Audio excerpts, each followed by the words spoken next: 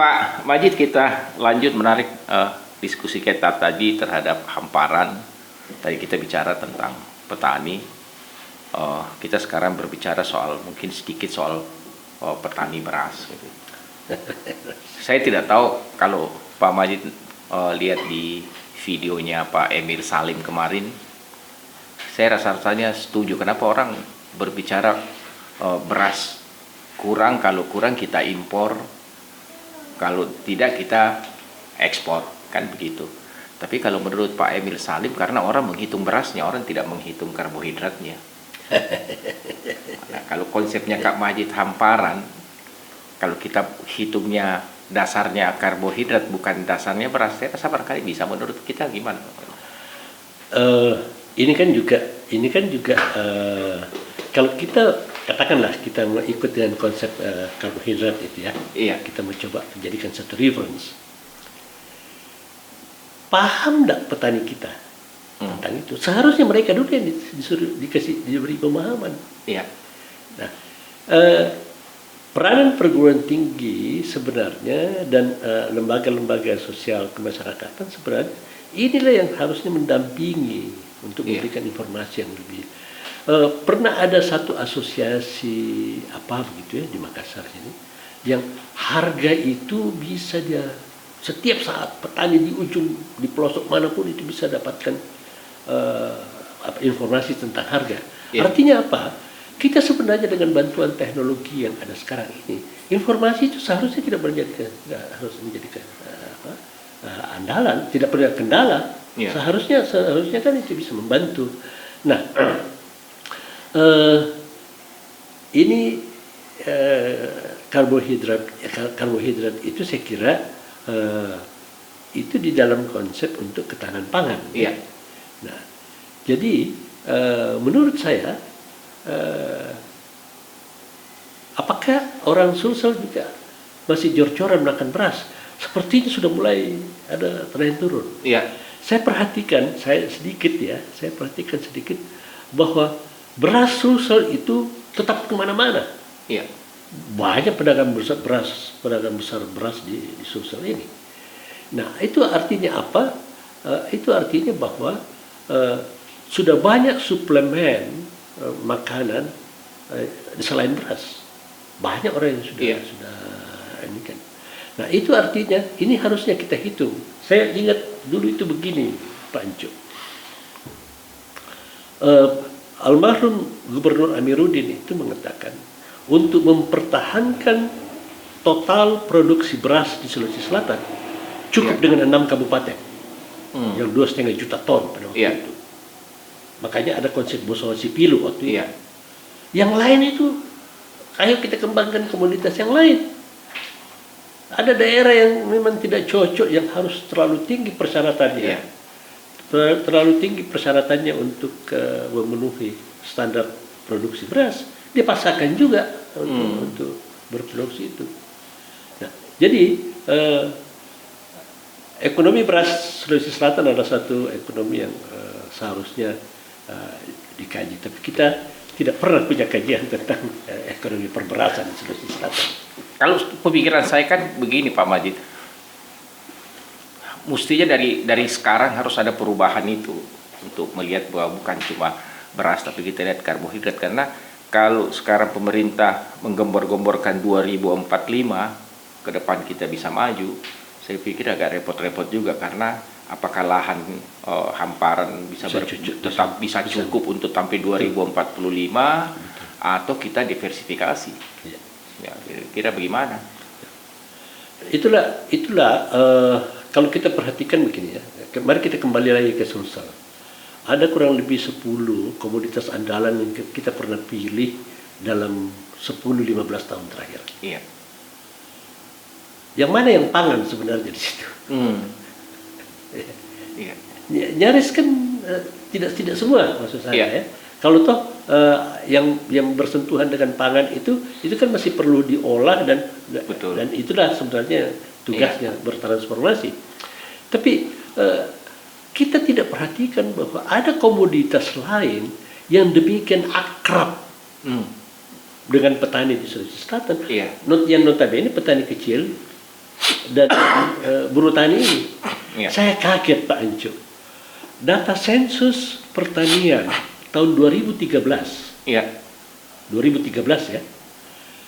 7 tahun yang lalu saya ada data sensus 2018, antar sensus 2018, tapi saya belum dapat. Tahu enggak? 112.000 kepala keluarga petani di Sulawesi Selatan yang tanam pisang. Iya.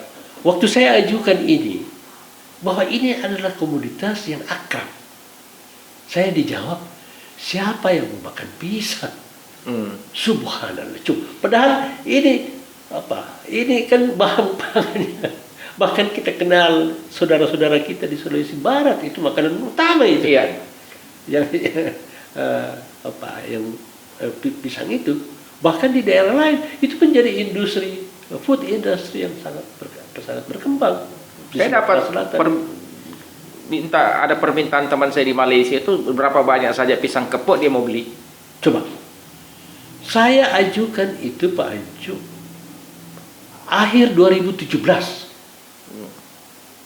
dan ada hitungan kasarnya di mana daerah mana itu yang bisa dimasuki. Iya.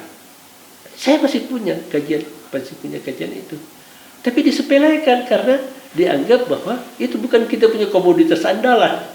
Nah sekarang kan begini, Kak Majid, kan kalau kita berdasarkan komoditas andalan Sulawesi Selatan ini kan saya nggak tahu karena Pak Majid pernah jadi Bapeda.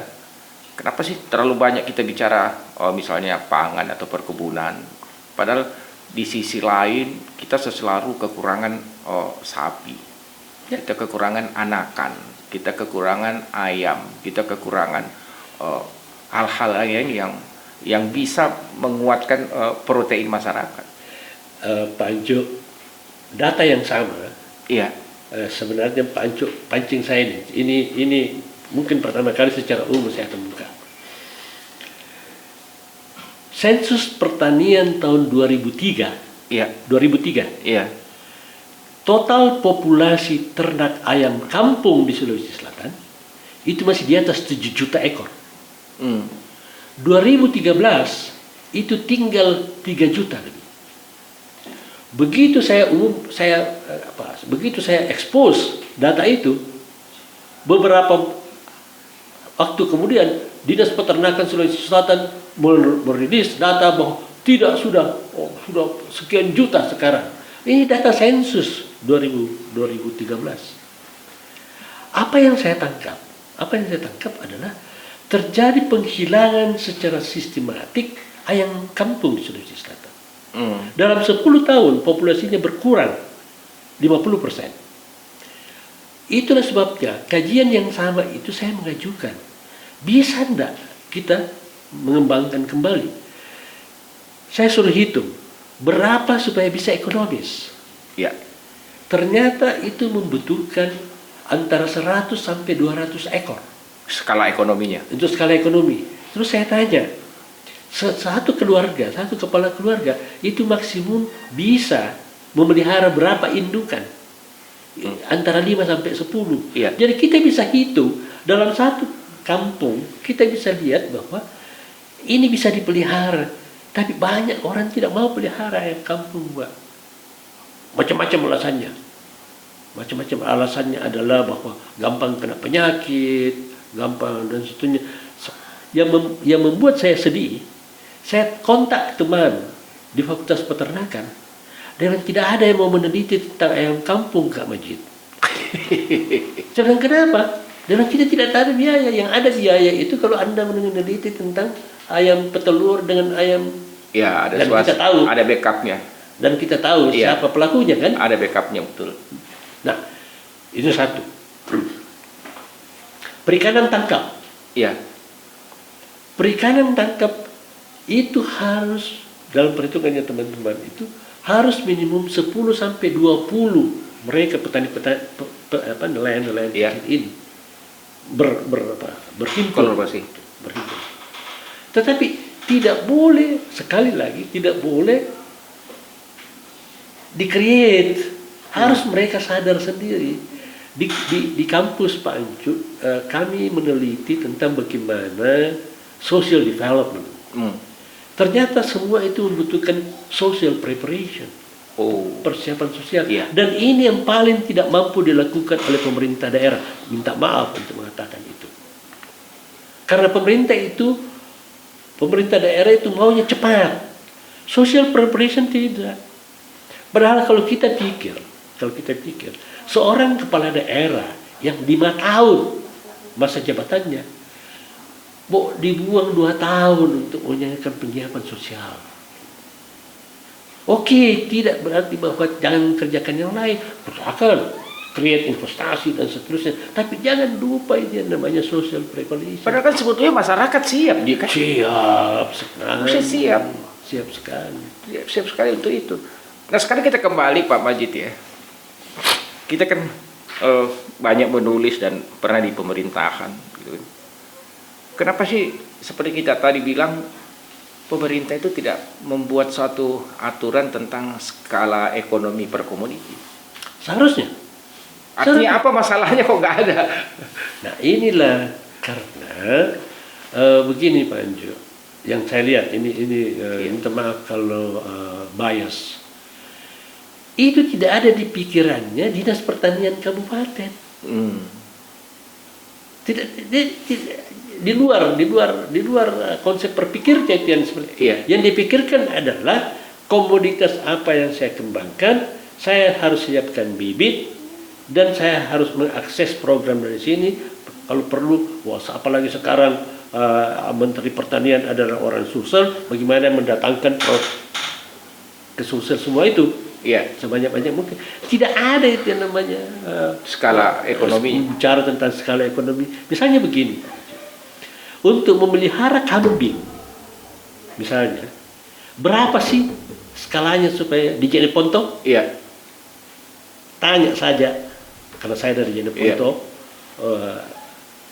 nanya dinas peternakannya, berapa ekor sebenarnya supaya dia ekonomis. Dan kemudian kalau misalnya 20 atau 30, berapa kakak yang harus berhimpun. Dan secara sosial itu penting sekali karena dia tidak saling merusak, Pak.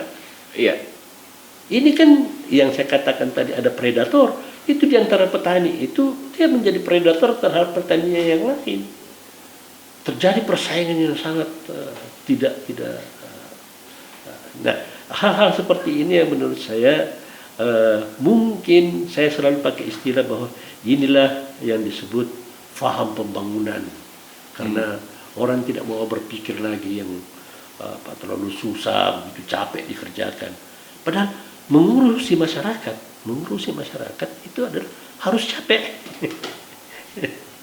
Tapi menarik tadi Pak Majid, kalau kita bilang social preparation itu memang suatu hal yang harus dipersiapkan oleh pemerintah terhadap masyarakat, karena dari satu sisi ya saya juga belum tapi kalau Pak Majid mengatakan bahwa sesungguhnya masyarakat siap untuk itu, cuma bagaimana caranya pemerintah menyampaikan itu, karena ini juga sesuatu menurut saya, pengalaman saya dalam konteks misalnya pilkada atau macam-macam, tidak lari ke situ programnya, lari kepada kesejahteraan, lebih banyak kepada pelayanan, tidak social preparation itu pancu pelayanan.